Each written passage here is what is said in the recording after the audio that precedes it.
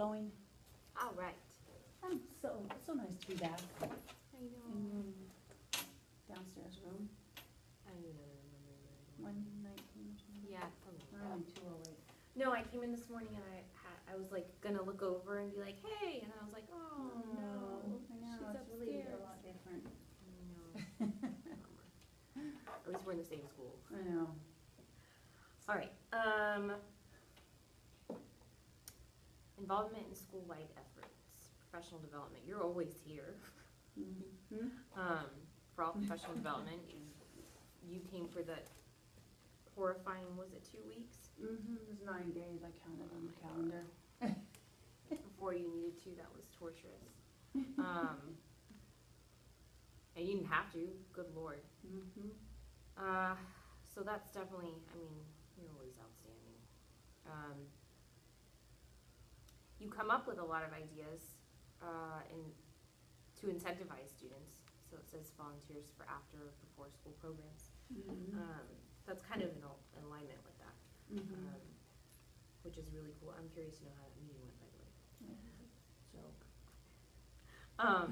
Collaborates with staff. You always collaborate. You're really awesome about that. Willingness to shift, change, or adapt to school or district decisions. Yes, but not without a fight, which is really amazing because you are definitely an advocate for students.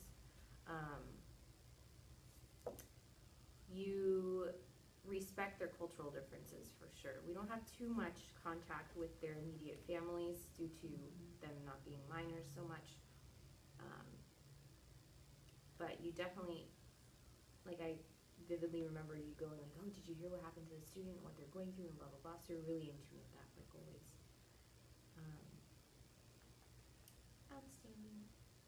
Mm-hmm. Advocates, for students.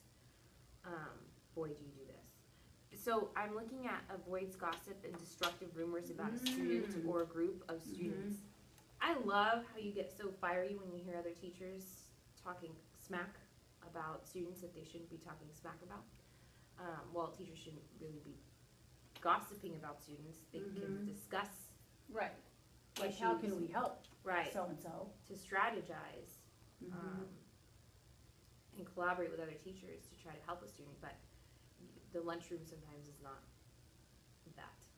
Sometimes it's just complaining and criticizing and just being gossipy and mean.